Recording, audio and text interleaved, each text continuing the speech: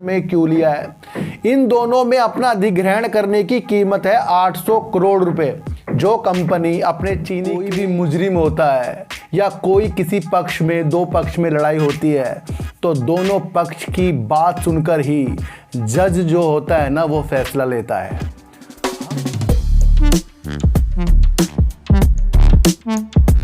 नमस्कार, आप देख रहे हैं डीप सर 6 और आज बात करेंगे सर बजाज हिंदुस्तान शुगर की। सर ये शेयर ना काफ़ी लोगों की नज़रों में है क्योंकि ये एक चीज़ पर काम नहीं करता बल्कि चीनी के साथ साथ ये पावर के साथ साथ ये अल्कोहल के साथ साथ ये एथनॉल पे भी ये वर्क करता है। और इसकी आने वाली दिशा किस तरीके की हो सकती है इसके बारे में आज हम चर्चा करेंगे। इस चर्चा करने के पहले मैं आपको एक चीज़ बता दूं कि जिस तरीके से कोई भी मुजरिम होता है या कोई किसी पक्ष में, दो पक्ष में लड़ाई होती है तो दोनों पक्ष की बात सुनकर ही जज जो होता है ना वो फैसला लेता है। हम क्या करते हैं कि जब हमें कुछ अच्छा दिखता जाता है तो हम उसकी निगेटिव चीज़ को भूल जाते हैं, या फिर कुछ निगेटिव हो जाता है तो फिर उसकी हम पॉजिटिव चीज़ को भूल जाएंगे। जिस तरीके से एक जज जो होता है हर चीज़ का पहलू जानकर, सच और सच्चाई को और झूठ को जानकर जो फैसला लेता है वो फैसला जो होता है अंतिम होता है, अच्छा होता है, निर्णय वाला होता है। इसी तरीके से अगर हमने शेयर मार्केट में सिर्फ दूसरों की वीडियो देखकर, दूसरों की सलाह पर या दूसरों की जिस तरीके से भी टारगेट वाली वीडियो आती है उसको देखकर हमने अपने व्यू को बनाया तो बिल्कुल इसके अंदर हम धोखा खा जाएंगे। YouTube में आपको सब के सब कुछ ना कुछ बताएंगे, किसकी साइकोलॉजी कितनी अच्छी होती है, दृढ़ होती है, ये आपको डिसाइड करना है। फिर उस चीज़ को भी आपको न्यूज़ को खोजना है, साइकोलॉजी को डेवलप करना है और देखना है कि इससे क्या फ़र्क पड़ सकता है। आपको देखने को ये मिलेगा कि किसी भी शेयर में अगर तेज़ी आई है तो कहीं ना कहीं उसके अंदर कुछ ना कुछ न्यूज़ है वो छुपी हुई है या हमें वो देखने को नहीं मिलती, या फिर किसी चीज़ का इंतज़ार कोई बड़े लोग करते हैं कि भाई इसके बाद ही कुछ अच्छा हो सकता है तो वो न्यूज़ का भी इंतज़ार करते हैं। इसी तरीके से एक हमारा जो शेयर है बजाज हिंदुस्तान शुगर, जिसने 1 दिसंबर 2022 को 11 रुपये 25 पैसे से 19 दिसंबर 2022 तक 18 रुपये 80 पैसे की छलांग लगा दी और ये सबकी नज़रों में आया।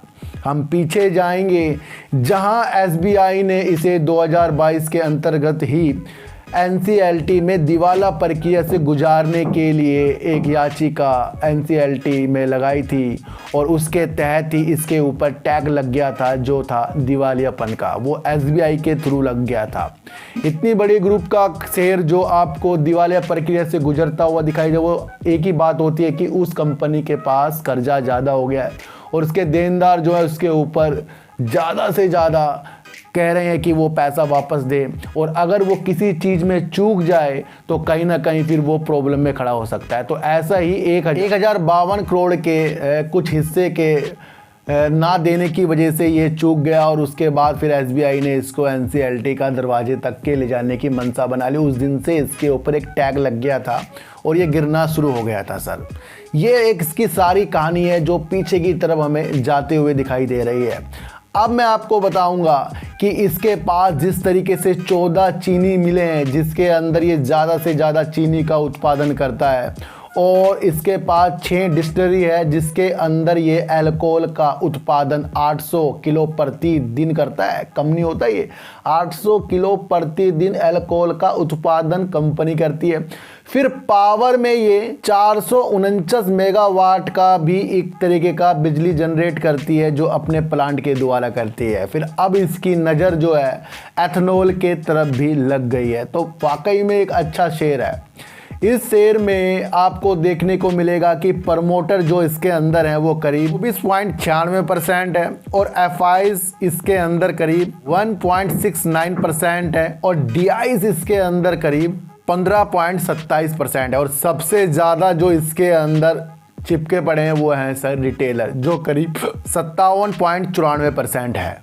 तो ये इसका एक प्रारूप हो गया सर। देखो सर, एक चीज़ मैं आपको बताऊं कि जिस तरीके से ये 18 रुपये 80 पैसे में गया, वो किस न्यूज़ की वजह से गया था, क्योंकि इसको सर काफ़ी पैसा इसको देना था। एक न्यूज़ निकल कर कंपनी की तरफ से जो आई थी, उस शेयर ने इसको तेज़ी के संकेत के साथ ऊपर तक ले गए। इन्होंने कंपनी की तरफ से कहा गया था वो अपने टर्म लोन की किस्त जो है ना 22 सितंबर तक की पूरा बकाया दे दिया है। फिर टर्म लोन का जो ब्याज है ना नवंबर 2022 तक का पूरा बकाया देते हैं। यानी कि कंपनी जो है अपने कर्ज और उसकी किस्त को उतारने के लिए बिल्कुल तैयार है, और ये कंपनी की तरफ से निकल कर आया था और इसकी वजह से शेयर ऊपर की तरफ भागा था। जिस कंपनी का काम शराब में हो, पावर में हो, एथेनॉल में हो, चीनी में हो, पर वो कर्जे में डूब रही हो, तो वो एक ऐसी दिशा में दिखा देती है कि कहीं ना कहीं इसके अंदर ज़्यादा से ज़्यादा उतार और चढ़ाव होंगे। क्योंकि कर्जा ना देने की वजह से कभी ये डिफ़ॉल्ट हुआ, फिर नीचे प्रॉब्लम, कर्जा उतारने की वजह से कुछ अच्छा हुआ, फिर शेयर ऊपर की तरफ। तो जब तक कि इस कंपनी का कर्जा नहीं उतरता, और काम ये अच्छा तो करता ही जा रहा है, मैं आपको बता दूं, अगर इनका काम चीनी में इनको बढ़ाना नहीं होता तो पिछले महीने इन्होंने एक कंपनी फेनिल शुगर में 98% तक का स्टेक क्यों ले लिया, ये आपको समझकर चलना पड़ेगा। अगर इनको अपना पावर में काम नहीं बढ़ाना है बजाज हिंदुस्तान शुगर का, तो इन्होंने फिर 5.04% का स्टेक फिर बजाज पावर वेंचर में क्यों लिया है। इन दोनों में अपना अधिग्रहण करने की कीमत है 800 करोड़ रुपए। जो कंपनी अपने चीनी के अधिग्रहण को बढ़ा रही है, अपने दायरे को बढ़ा रही है, फिर पावर के क्षेत्र को ज़्यादा बढ़ाती जा रही है, और 800 करोड़ रुपए पिछले महीने कंपनियों में अधिग्रहण करके इन्होंने किया है, तो एक दिवालिया कंपनी में जो टैग लगा हुआ है वो कंपनी कभी ऐसा नहीं करेगी कि उसके पहले ही जो डूब रही है फिर वो पैसा लाकर और कंपनियों का अधिग्रहण कर रही है। तो दिशा क्या दिख रही है? दिशा दिख रही है कि आने वाले सालों में ये कंपनी अच्छी हो सकती है। जिस तरीके से एथेनॉल पे ज़्यादा से ज़्यादा वर्क होगा, पावर भी एक डिमांड बढ़ा हुआ है, जैसे इनके पास 449 मेगावाट के तो इनकी एक क्षमता है, उसको बढ़ाने के लिए इन्होंने फिर बजाज पावर वेंचर का भी अधिग्रहण कर लिया है, तो उससे भी कुछ ना कुछ इसमें इफेक्ट पड़ेगा।